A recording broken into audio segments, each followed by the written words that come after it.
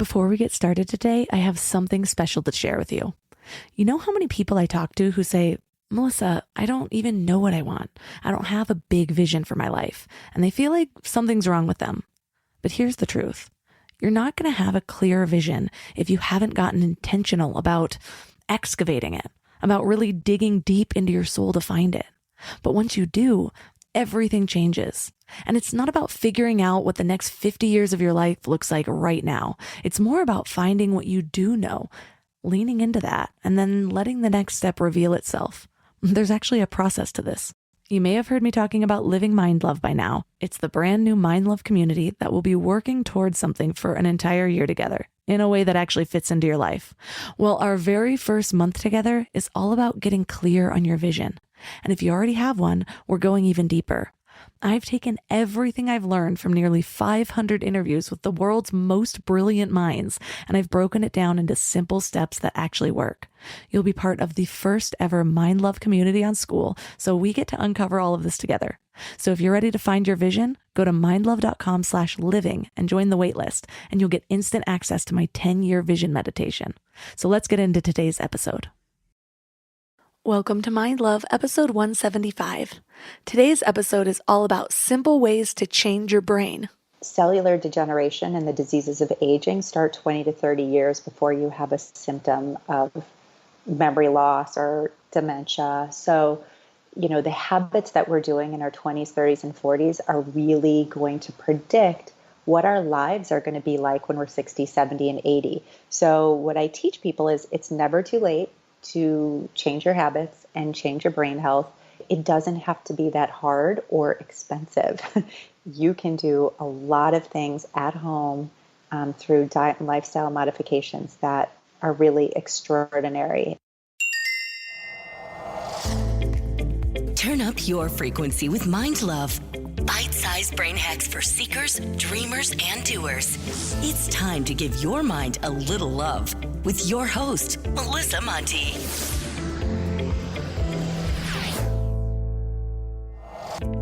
Hello, love. First, if you haven't subscribed yet, hit that little button to be reminded of new episodes. Subscribing, sharing, and 5-star reviews are a really great way to give back if you find the show helpful. Plus, they help the show climb the charts, which helps me get even better guests. Today, I want to read probably my favorite review ever from Minimalist Me. It says, "This is such a great podcast. I learn something new in every episode. I love the morning Mind Love emails and decided to become a premium listener. It's an investment in myself and well worth the subscription price. I've recommended it to many friends and look forward to every new episode. Melissa's a great host and has the best guests on." Well, Minimalist Me, that was basically everything I wanted to hear in one review, so thank you so much. Your brain is the most essential organ in your body. It plays a role in pretty much everything that you do, from your bodily functions to your personality. So when it's balanced, everything in your body and mind will work more efficiently. And here's the mind-blowing part, or shall I say brain-blowing part. Haha, I'm sorry, I'll see myself out.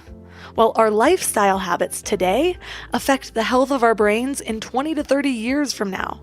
So basically, if you're doing something to damage your brain now, like poor diet, chronic stress, not hydrating, the major symptoms won't show up for another 20 to 30 years. This is not exactly an immediate feedback system, now is it? This means that you can be increasing your chances of cognitive decline, like memory loss or even Alzheimer's, right now. If you've ever explored the idea of biohacking your brain, though, you also know that there are things that you can do to notice immediate changes to your brain. And there might be things that you're doing now that are leading to less severe but still annoying symptoms like brain fog or depression. I can relate to not really trusting my brain. For years, actually over a decade, I was prescribed a very high dosage of Adderall. So I had a very codependent relationship with this drug. So many of my vices were wrapped up in this. It allowed me to party longer without getting too drunk. It kept my appetite low. I had a lot of energy. It sort of helped me focus. Plus, my friends always wanted to buy it off of me, so I basically thought of Adderall like capsuled gold. But as I started to make changes in my life, like trying to heal my vices and start to manage my thoughts and being intentional with what I put into my body, Adderall just wasn't really in alignment with who I was becoming. Not to mention, I was completely ignoring that it was sort of stealing my joy. I was always in a hurry. It was hard to really connect with people because, in my mind, they couldn't keep up. I also lost a lot of my silliness and my playfulness. So I somehow had to get off of this incredibly addictive drug and start to understand how my body and mind were supposed to work naturally. I basically created this really unrealistic expectation or standard for how my body was supposed to function. But the problem was, I got on Adderall for a reason. I actually had almost every symptom of ADD. But what I found was that, first of all, a lot of my symptoms were actually caused by poor lifestyle choices. And a lot of the other symptoms could at least be managed or helped with better lifestyle choices.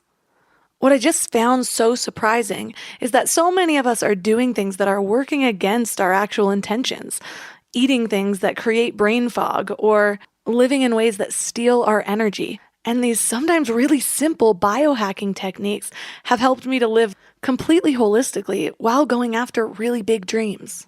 Needless to say, I am a huge fan of biohacking, which is just a buzzy way of saying changing the way your mind or body functions in some way. Well, this episode is all about biohacking the brain with simple lifestyle changes. And it's full of really actionable things that you can start doing right now for little to no money. Our guest is Dr. Kristen Willemeyer. She's an award-winning neuroscientist and author of Biohack Your Brain. I'm kind of obsessed with her because not only is she super friendly, she's basically a genius and also gorgeous.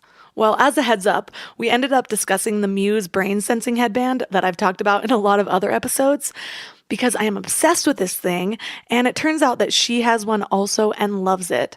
So if you're intrigued by it, I have a link for 15% off in the show notes, or go to mindlove.com/muse and it will automatically apply the discount. So that's mindlove.com/MUSE.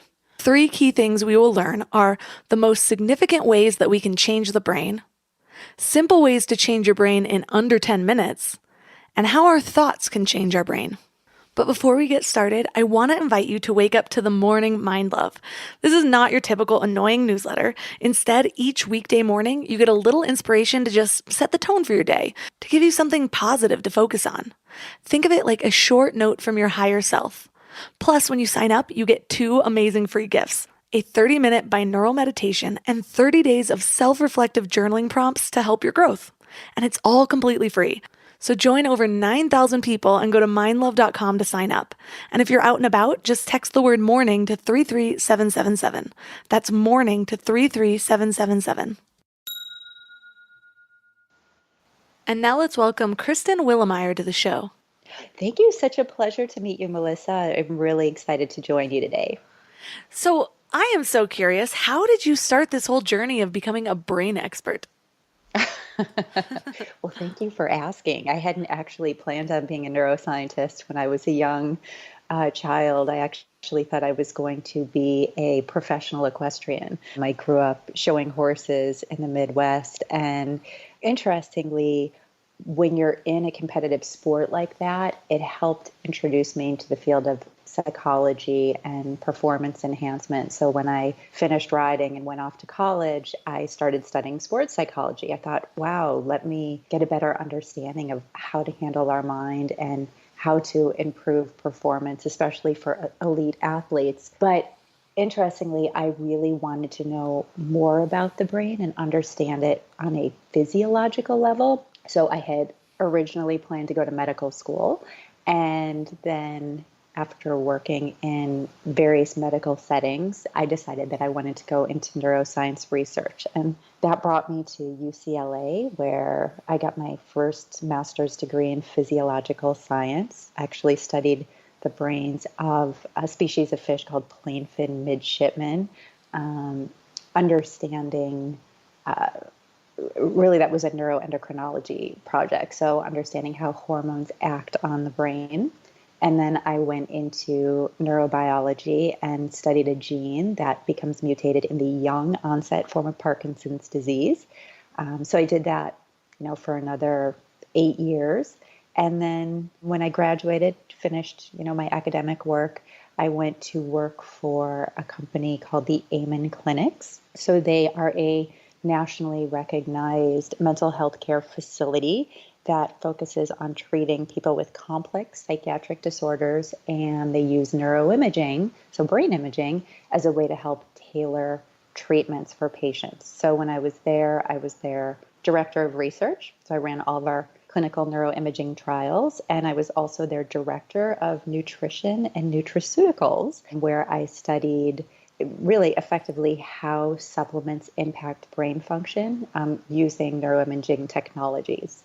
Well, I'm so excited to dive into all of this. I am really interested in brain science also.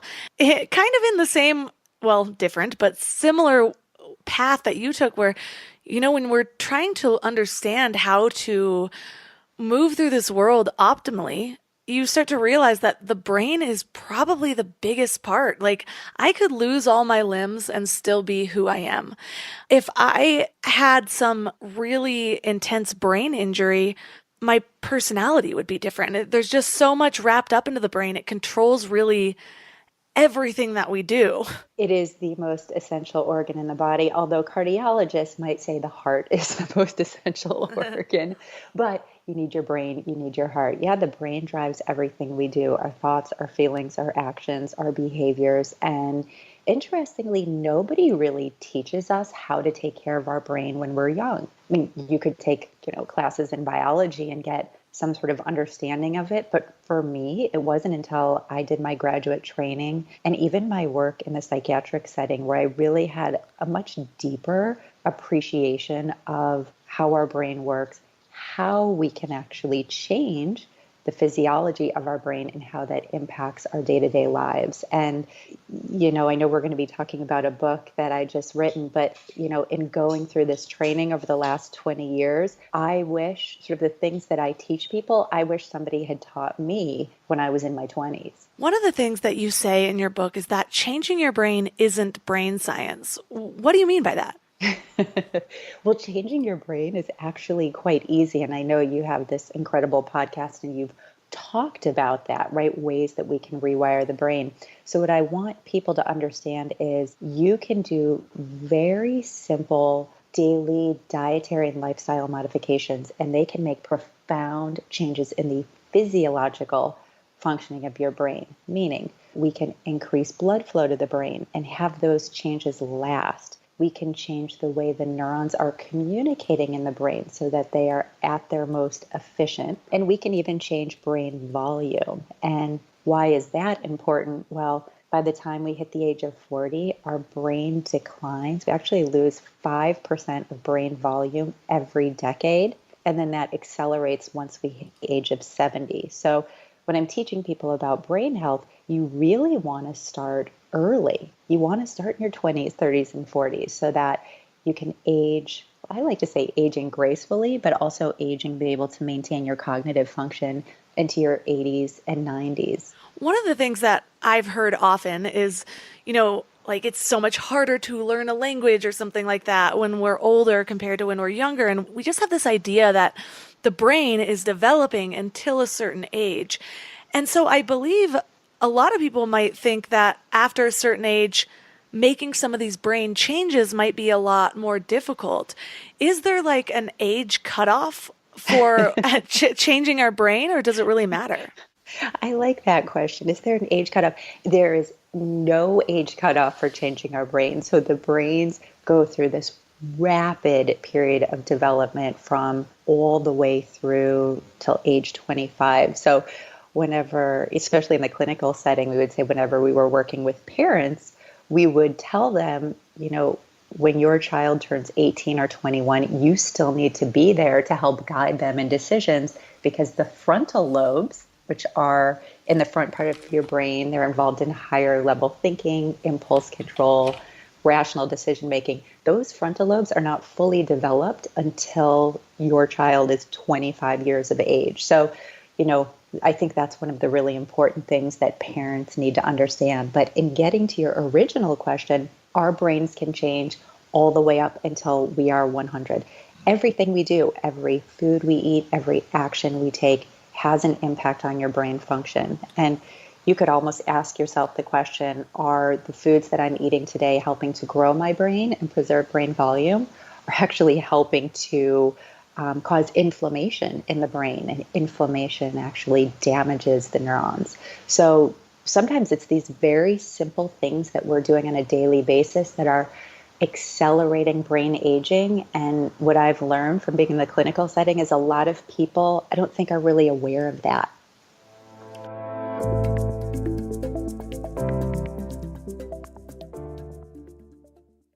Before we go deep today, I want to give you a little gift, and I want to give it to you every single day. It's called the Morning Mind Love. I know how life can be. You're all fired up after an inspiring episode, and then a new day or a new challenge comes at you, and it's just hard to keep up that energy. Well, the Morning Mind Love is kind of like an oracle from your higher self to help you start each day with a positive focus. Plus, when you sign up, you get 2 free gifts, a 30-minute binaural meditation and 30 days of journaling prompts to help you remember who you truly are. And it's all completely free. So join over 9,000 people and go to mindlove.com to sign up, or text the word morning to 33777. Let's talk about legacy for a minute. We're all working so hard on personal growth and building better lives and creating something meaningful. But how do we protect everything we're building? Look, I know life insurance isn't the sexiest topic, but it might be one of the most loving things you can do for your family. We kept putting it off. It's funny how things never feel like a priority until you need it, which is the total wrong way to approach life insurance. But now that we have kids, there is no way I'm taking a chance that they won't be taken care of if something happens to me. So suddenly, this was our number one priority. And SelectQuote makes it surprisingly simple. They're one of America's leading insurance brokers with nearly 40 years of experience helping over 2 million customers. What makes them different is just how personal it is. Their licensed agents take the time to understand your specific situation so that they can find you the right coverage. We're talking 15 minutes to get exactly what you need. And I love that they actually reward you for all the self-work you're doing. So if you're in good health, you could get same-day coverage for up to $5 million. No medical exam needed. And it's way more affordable than you might think. Coverage up to $1 million could cost as little as $20 per month. So get the right life insurance for you for less at selectquote.com/mindlove. Go to selectquote.com/mindlove today to get started. That's selectquote.com/mindlove.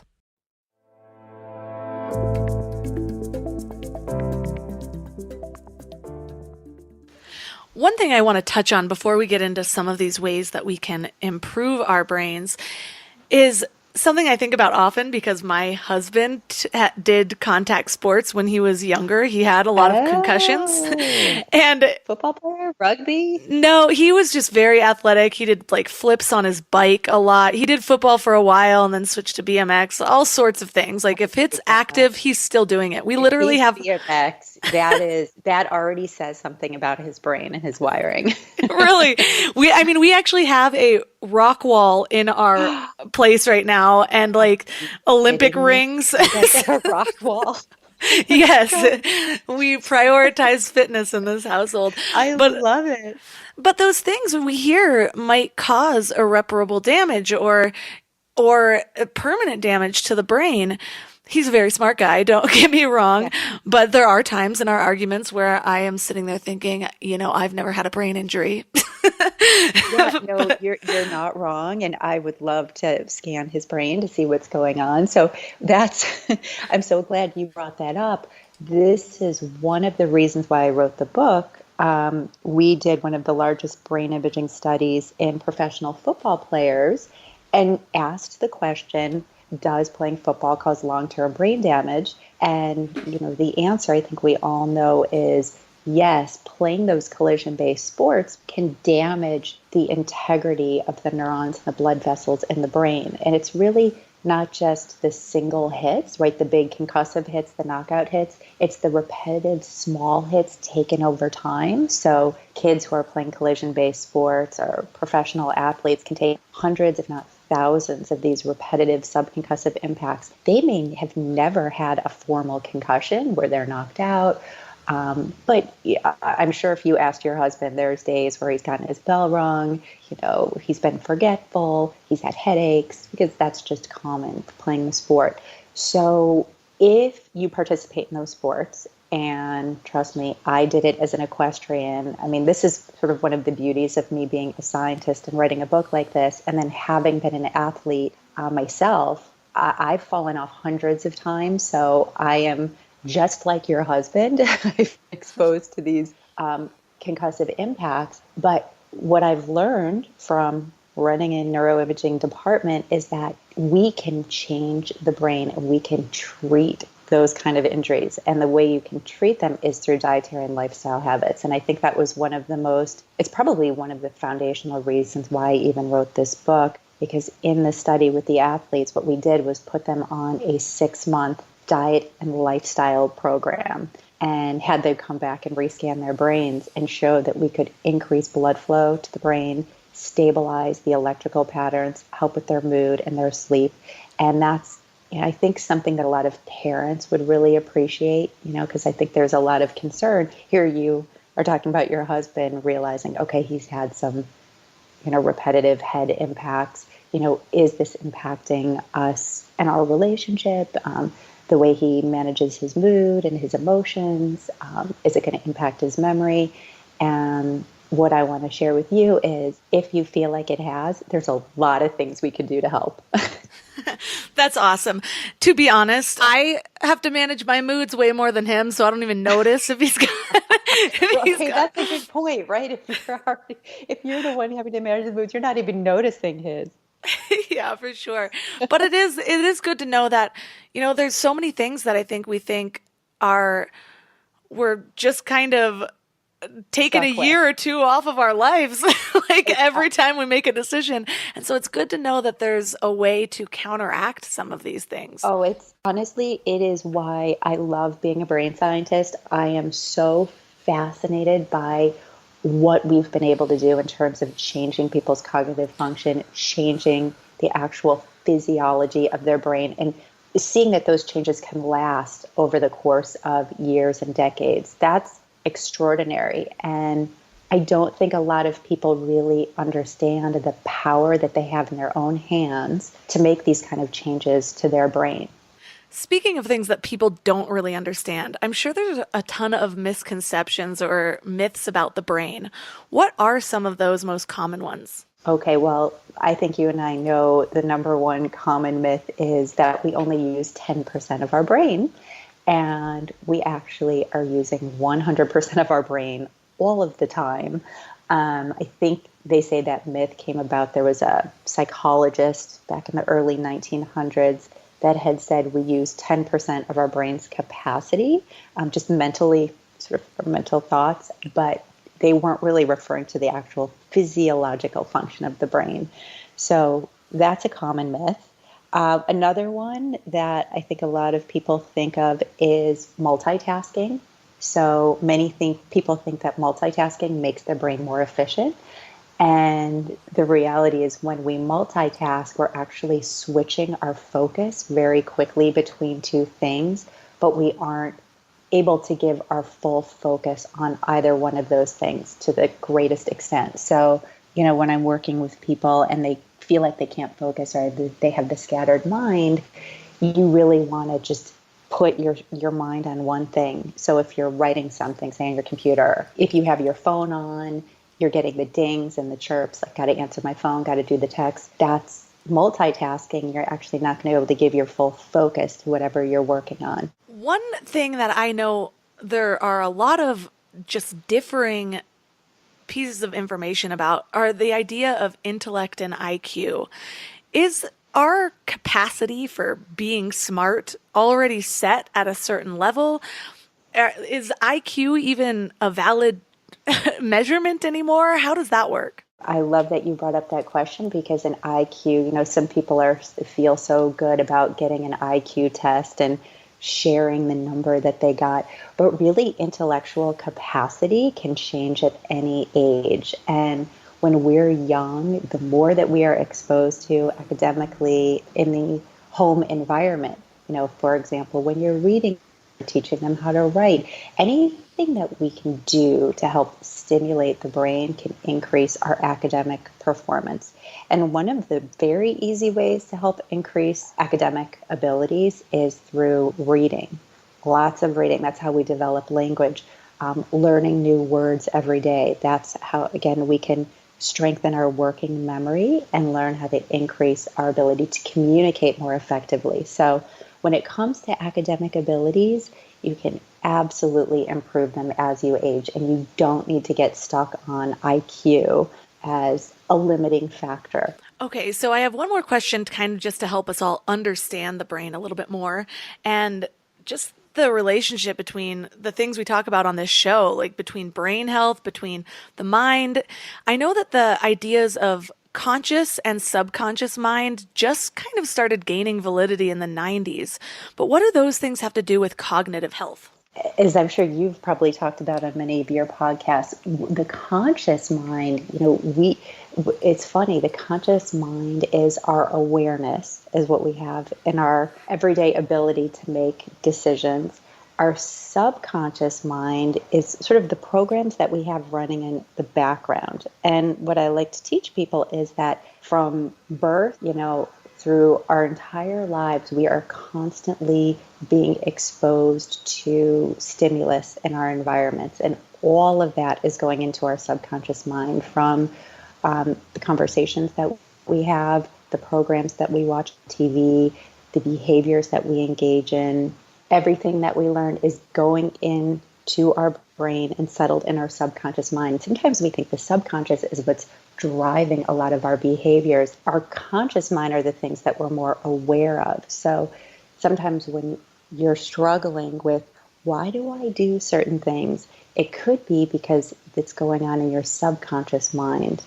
That makes a lot of sense. And I was almost thinking maybe that's where part of the misconception about using 10% of our brain, because isn't it something like 10% of our processes are that conscious mind, and most of our behaviors are being driven by the subconscious? That is absolutely correct. It's funny, I don't know that 10% came from the conscious mind concept, but you're absolutely right to think that 10% of our thoughts are really conscious, and most of our behaviors are driven by the subconscious. Is really an extraordinary concept, but it's why when people go to hypnotherapy to help change a behavior, for example, people who can't quit smoking can go, or people who have phobias can go to work with a hypnotherapist who can help to work with the subconscious mind and change those beliefs at the subconscious level, which we can then employ consciously. So we've touched on these, that there are a lot of ways that we can actually begin to make pretty significant changes to our brain. Including food, lifestyle, all of these things that we're about to get into. But you've mentioned a few times increasing blood flow to the brain. What are the benefits of that? So your brain has 400 miles of capillaries. So it is a highly perfused organ. And we want to make sure that you've got oxygen-rich blood flow going to the brain continuously. So when we start to see deficits in perfusion using neuroimaging, we know that certain regions of the brain may not be getting oxygen and good oxygen, nutrients, and we actually want to be able to clear the waste from those cells. So if we're not getting adequate perfusion, over time, those are the neurons that are going to be lost. And that's what leads to, remember I was talking about the shrinking in brain volume as we age. So one of the really smart strategies in being able to take care of your brain and maintaining brain function for a lifetime is to make sure you're getting adequate perfusion to your neurons.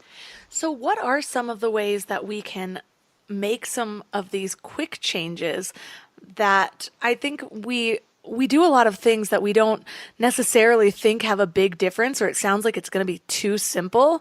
But I know that you have mentioned a bunch of different ways where you can change your brain in even under 10 minutes. Yeah, I have a little section in the book. It's the quick things that we can do. You can actually do all 10 of those every day, and you're going to be making good changes to the brain. So one of the ones that I love is having a cup of blueberries or even berries every day. So it was really fascinating. Blueberries contain antioxidants, and why we want to have antioxidants is the brain is one of the most metabolically active organs in the body. So 2% of the body's weight, but it consumes 20% of the body's oxygen, and it generates a lot of what we call free radicals, which can damage the neurons over time and cause the cognitive problems that we start to have when we're in our 60s, 70s, and 80s.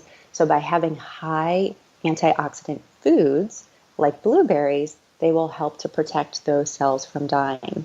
And the reason why I put those in the book, Harvard did this really extraordinary longitudinal study that was in 16,000 participants.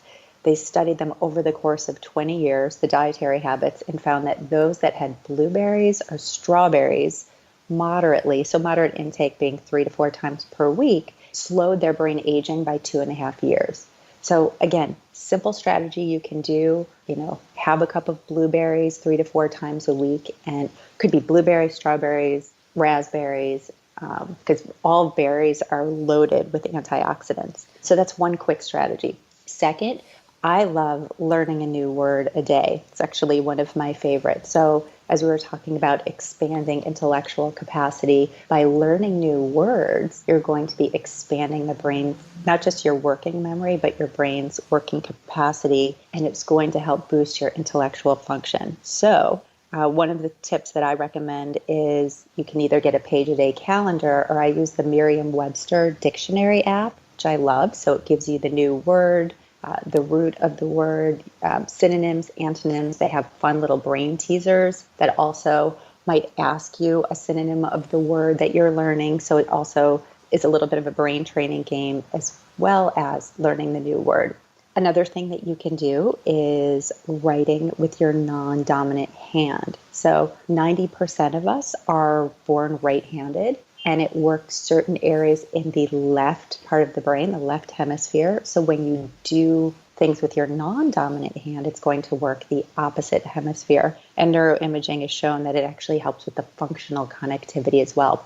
So one fun way to pair the two things is to learn your new word a day and then write it with your non-dominant hand. Do the benefits of learning a new word every day, expanding your vocabulary in your own language, we get the same benefits by learning another language? Not only do we get the same benefits by learning another language, the research studies show that people who speak 2 languages can slow cognitive aging by as much as 4.5 years. So again, as we age, we don't always engage in new learning in the same way we did when we were kids. But new learning was a little bit easier when we were children because our brain is just going through this rapid phase of development. So as we're getting older, we want to make sure that we're doing cognitively challenging things on a daily basis. Again, whether that's learning new words or learning a new language or continuing to read. I mean, reading a book a week or reading for 30 minutes a day, all of that's going to help stimulate the growth of new synapses. We call it synaptogenesis in neuroscience language. So it's going to stimulate the birth of new synapses and create new pathways for learning.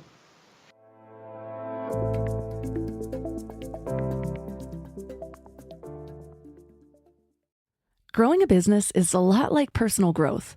You need the right tools and the right support system. But finding those perfect team members, that can kind of feel like searching for a unicorn, which is why I'm excited about Indeed's approach. Instead of endless searching, they focus on matching. If you need to hire, you need Indeed. It's a matching and hiring platform with over 350 million global monthly visitors. And here's what makes it so special. Their technology actually learns what works for you. So the more you use it, the better it gets at finding people who align with your vision.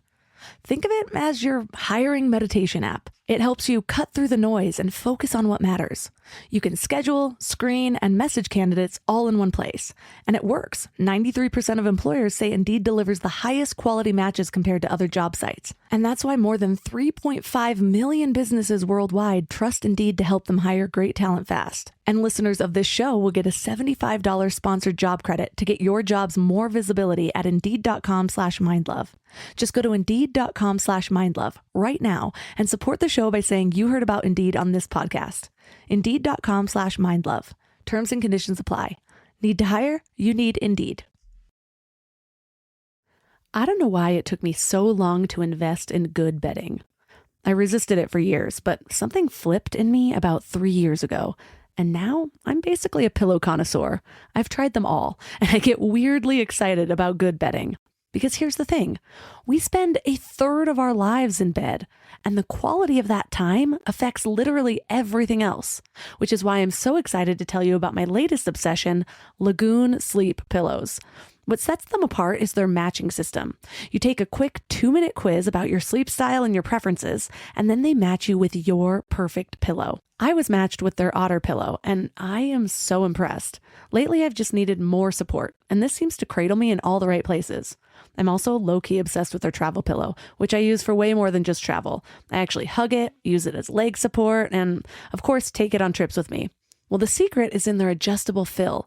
You can add or remove it to get that perfect alignment for your spine. A study even found that the right supportive pillow can improve sleep quality by 63%. And Lagoon lets you try their matched pillow for 100 nights risk-free. Free returns, no questions asked. Falling asleep has never been easier. I toss and turn less and just wake up feeling refreshed every morning. Go to lagoonsleep.com and take their awesome 2-minute sleep quiz to find your match. Use the code MIND for 15% off your first purchase.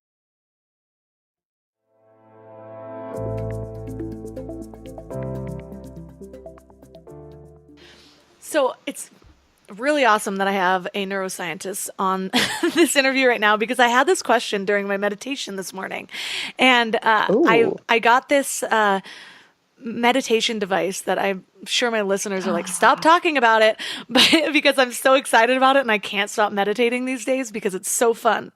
It's called the Muse headband. It is so cool. I have had Muse for years. I've recommended it to patients, like for people who have a really difficult time quieting their mind down to get into the meditative space. I think the Muse headband is phenomenal. Oh my gosh, I am in love with it, and I can feel a difference already. There's been a few different things. First of all, because it's a focused meditation and it's got that immediate feedback, I've been able to notice that I can be the observer of my thoughts way more easily. And it quickly, I started noticing differences within a couple of days. You notice the benefits of meditation in your everyday life. Yes. Your ability to focus. Yeah, that's impressive. So how long do you go on your Muse? I tend to do 20-minute sessions, sometimes 15 if I'm really not feeling it. Right. And you get the birds chirping? Yes, I get really sad when I don't get enough birds for the day. It's really fun. You are actively learning how to shift your brain into what we call the alpha state, which is relaxed and focused. So have you found that when you don't use the Muse meditation sensor, are you able to sit and meditate and make that shift on your own? Yes, but it was a process, because there's different types of meditation, and I've been doing the heart meditations this week, and there's not as much of the immediate feedback for distracted thoughts, but it'll still show me at the end the amount of birds that I got. And for listeners out there, the birds are when you've reached the deep calm state for a while, you'll hear a little bird chirp. And so that you know you're not distracted. And Amazing. And there's little things that'll tell you when your mind is being too active and to focus back on your breath. And it's really cool. I get less birds, I will say, when it's not giving me immediate feedback. But over this last week, I've been able to increase the amount that I get by just trying to remind myself. But even more so, there have been a few different times that I found myself triggered in the real world, and I'm just sitting there being the observer when I would normally say something out loud. And it's like I'm practicing that same Muse meditation. But one thing that's interesting is I've noticed in the meditations, when I will try to get like a visual, like I'll kind of go up and down. It's almost like I'm looking at the back of my eyelids or something like that. But I notice often that my concentration will be to one side or the other. Is that some sort of indication of the side of the brain that I'm using, or am I just making things up? Oh, you're shifting your focus to one side of your brain. So you close your eyes. Do you kind of close them and look up? Like, you know, I've actually was trained in Kirtan Kriya Yoga and meditation. I was trained like 20 years ago, so I love it. Wasn't sure how advanced of a practice that you have. So explain to me more. When you're sitting with your eyes closed, you're noticing you're focusing on one side. It's almost Is like that I suddenly think that I am twisted slightly to the right or something like that Mhm. in the room. It's like the spatial recognition in the room, or my awareness of where I am in the room will veer to one side. And I was sitting there thinking this morning, I'm like, I wonder if this means that I am using this side of my Oh, brain that's more. really fascinating. Well, you know what? You may want to trust your intuition. That's very possible. What I will tell you and your listeners is that meditation, so brain imaging that we've done has shown that meditation helps to strengthen the frontal lobes, and those are the areas of concentration and focus. So your ability to meditate for 10 minutes, 20 minutes, 40 minutes, the more that you practice it daily, you will then be able to notice it in your real life, which it sounds like you're able to do, which is fascinating. And I love tools like Muse because a lot of times sit quietly and they try to meditate and their mind is just going, going, going, and the breath work techniques sometimes are challenging for people. So I love that this kind of technology, which you have the little leads that go on the temples that can help to work to shift your brain into that quieter state, can be really helpful. So let's talk about food because I know that our food is Mhm. so important to our overall health, including our brain health. And I think it's something that a lot of people make excuses for. But it's interesting because I noticed in the beginning of my pregnancy, I was not able to eat. For some reason, healthy food sounded terrible. And so I was the least healthy that I had ever been for about a month and a Really? half. And And here you are eating for two. yeah, it's weird. You'd think that the baby's instinct would be like craving the things that it need, but instead all I wanted was like French bread and tomato sauce, which are two things that I never eat. I'm like vegan, organic. It was just very weird. So if you actually tried to get some fruits or vegetables in there, you couldn't. Actually, I was eating a ton of fruit, but like Good. salad sounded disgusting. And just like most things, I was very nauseated. But I Yeah, so felt terrible. you were probably eating to modulate your brain, right? So sometimes we eat certain foods so that we feel better, like our comfort foods. You know, bread is definitely a comfort food and it'll help to produce serotonin, which will calm your mind. So I'm thinking that might be the reason why we're choosing those foods. And we needed that 10% of, your conscious awareness to go, okay, I should really have the salad and the green juices and the fruits because my brain needs it and my baby's brain needs it. But it sounds Right. like that the bread and the tomato sauce were the overriding, you know. Yeah, I was like choking down a lot of different foods. Like I would have a disgusted look on my face, which is just odd because I eat very well. But I noticed the hardest part for me was I noticed that I did not feel focused. I noticed that Hmm. I just felt sluggish and I intuitively knew I was like, this isn't just the pregnancy. This is the food that I'm eating. And so it was a very interesting Yeah, time. it's almost like an experiment. You realize that's being aware and being mindful of taking in a food and seeing how it feels in your body and how it's affecting your cognitive function. And you weren't feeling sharp right after having the bread. Yeah, so what are some simple swaps that we can make to make sure that we are giving the brain what it needs? Well, I'm so happy you asked that. One of the things that I did at the clinics was run a brain directed weight loss group. So the goal was to get people brain fit and healthy, and the weight loss was just the great side effect. And sort of the dietary approach that I was using was following the Mediterranean diet, which has tons of evidence showing that it helps to protect your cardiovascular health and neurological health. And again, it's loaded with fruits and vegetables and legumes and minimal dairy and meats. So one of the things that I found in helping people to get brain healthy is to literally look at the number of foods you're consuming each day. So again, I'm a scientist, so I like to break things down, but we always say you can't change what you don't measure, right? If you have no idea the intake, you don't really know if it's going to be affecting your brain. So I would have people do 3 servings of vegetables each day And you can easily get that by doing a green juice.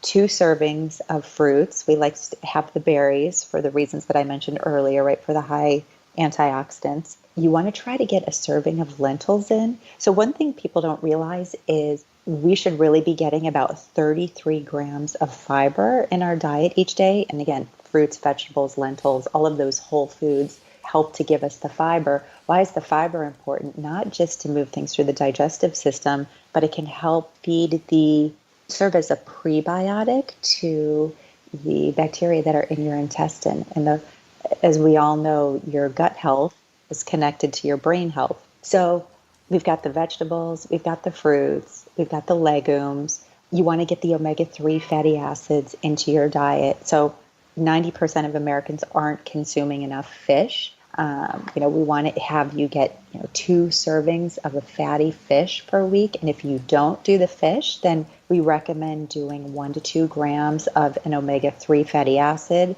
or you can get them through walnuts, right? Healthy nuts and seeds, your walnuts, your almonds, your chia, your flax, your hemp. But again, when we're talking about the fats, especially nuts, you want to do like 12 nuts. My godfather, who loves to shop at the darn Trader Joe's, he'll go and get a whole bag and be like, okay, I had my nuts, but there's like 50 nuts in there. And I'm like, wait, that's a little too much. So, again, it's about being really smart about the portion. So fruits, vegetables, nuts, legumes, dairy. We want to keep our dairy consumption down to a serving a day, and preferably non-dairy sources like the almond milks and the rice milks are going to be best because dairy is inflammatory to the body. And same thing with red meats. You got to be very careful with the meats because they're inflammatory. And if you're going to be on a brain healthy protocol, you don't want to eat things that are hyper-inflammatory. So being on a brain-healthy diet really is more about lots of fruits and vegetables, and the whole foods, and then minimizing the sugars and the saturated fats. So one trend that has been popping up recently that makes my little vegan self shudder a little bit is the carnivore diet. It sounds like that might not be as amazing as the books. It is not brain healthy. Here's the thing about meat that I think people need to understand. And I'm really mindful when I talk about diet because I've worked with hundreds, if not thousands of patients in the clinical setting, helping to really switch them to a more brain healthy way of eating. And some people need meat, so I don't really try to ascribe to one diet or another. There's a place for keto. People who have seizure disorders do really well on keto diets. People who have cancer, ketogenic diets can work really well. But the carnivore diet, the reason why too much meat in the diet is not good for you is, number one, it can increase your risk of cancer. The research studies show that vegans have a 4% cancer rate or lower. So that's why we definitely want to have all the good healthy fruits and vegetables. But every time we eat meat, it causes this low-grade inflammatory process in the body. And that's because the meat has these bacterial endotoxins. So that's what causes the inflammation. It will usually go away within 4 to 5 hours. But the problem is people eat 3 meals a day. So you eat the meat, right? You have the bacon for breakfast. You get the inflammation. Then it goes down. But oh my God, it's lunchtime. So then you have, your hamburger or some kind of meat again. You get the inflammatory process. 5 hours later, you're at dinner. So it's the chronic low-grade inflammatory process that's happening in the body that is then causing all of these, diseases of aging, cancer, heart disease, diabetes. So this is why being really mindful of your diet and making some of the upgrades or switches are going to be really helpful. Right. And thank you for saying that. As a vegan, in the beginning of my vegan journey, I was much more like, this is the only way. But the more that I learn, I just understand that this is the way that feels right for me at the time.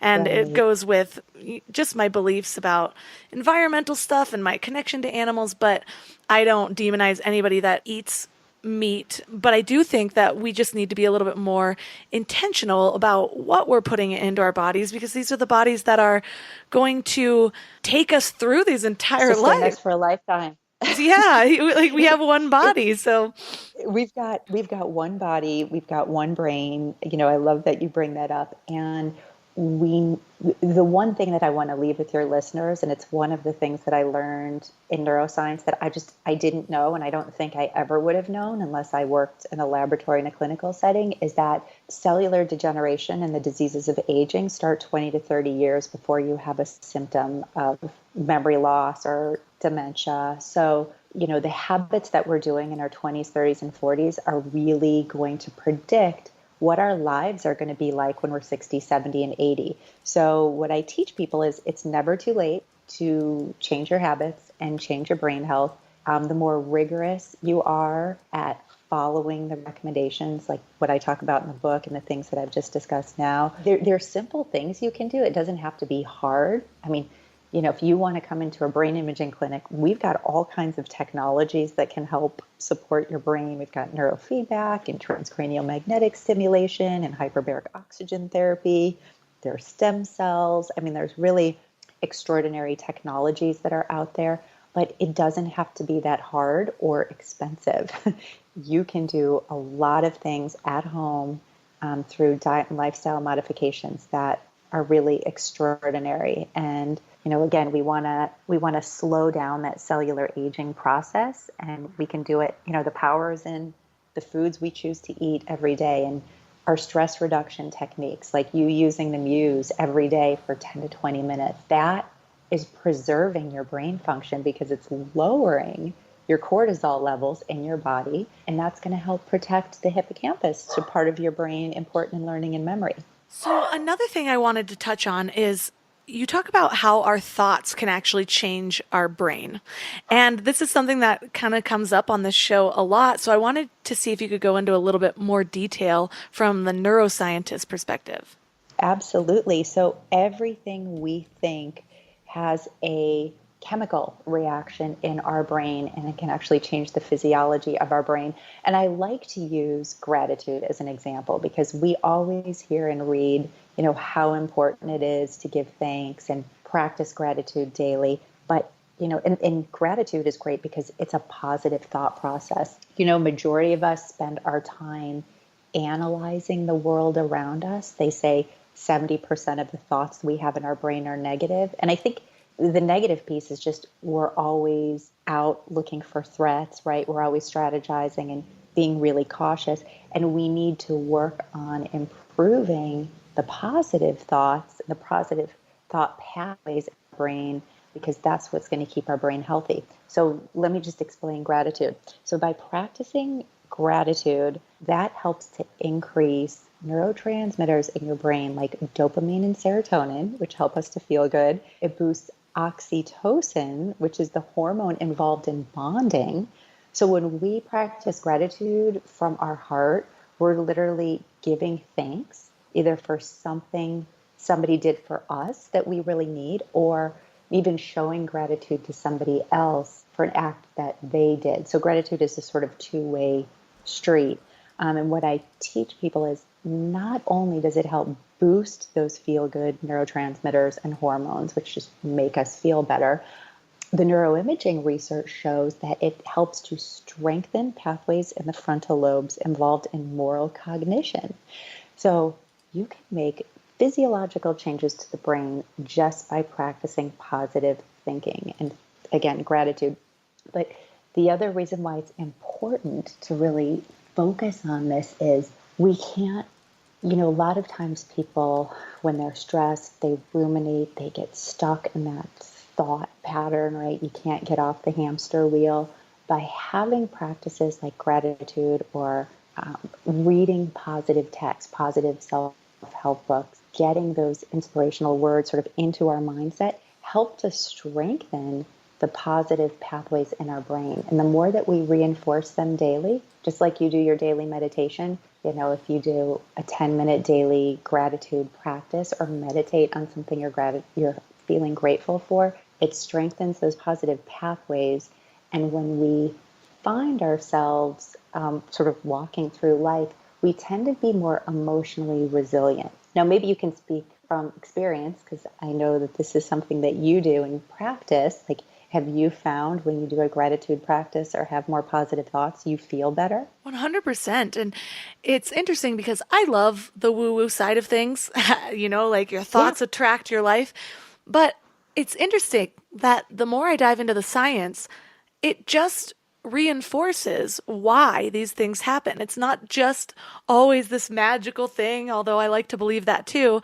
It's that you are training your mind to start noticing the things that you have instead of placing so much attention on the things that you still need. And it's so easy in this world of Amazon one day delivery to think about Oh, yeah. what we need. But What I don't have versus what I have, what I'm grateful for. You're absolutely right. And I feel like sort of positive thinking is a discipline and a mental training exercise.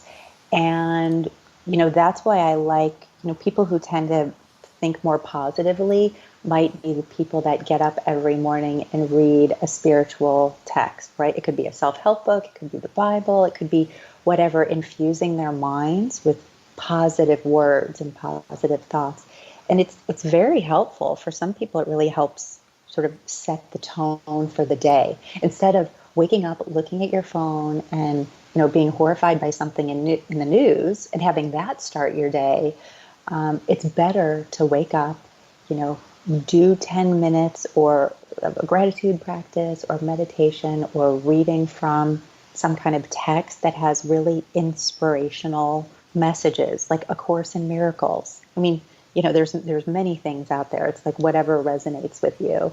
That is a way to help get your mindset ready for the day, and it really helps you to just become more emotionally resilient.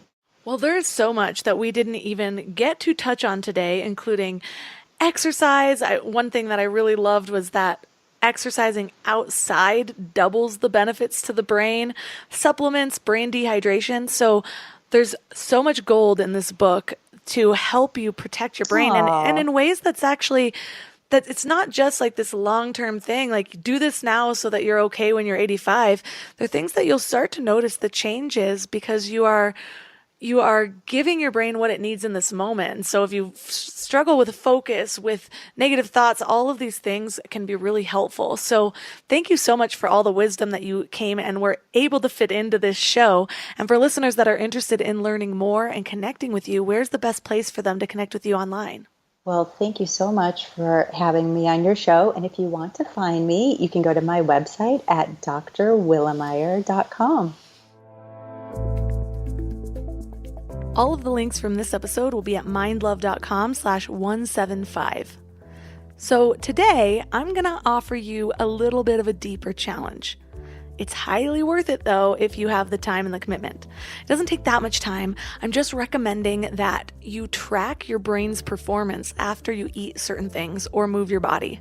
So I notice that after I eat bread-heavy meals, my brain feels a little bit foggier. Or if I haven't moved my body a lot throughout the day, my brain feels a little bit foggier. So this could look like just tuning into yourself, just sitting quietly for a moment after maybe you do a little bit of an exercise and notice how your brain's functioning, or start to take note of when you're a little bit more forgetful or you're feeling scattered and look back and see what have you done that day? What have you eaten? The more you're able to diligently track these types of things, the more you realize how much power you actually have over your own performances.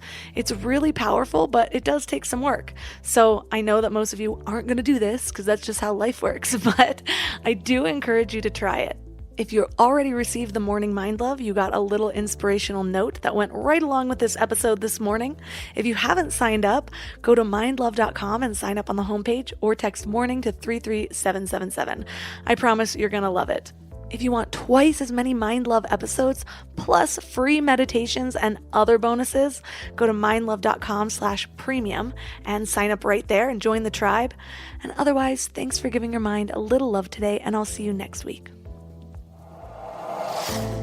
Thanks for tuning into Your Higher Frequency with Mind Love. Head to mindlove.com for a free gift to keep your vibes up until next week.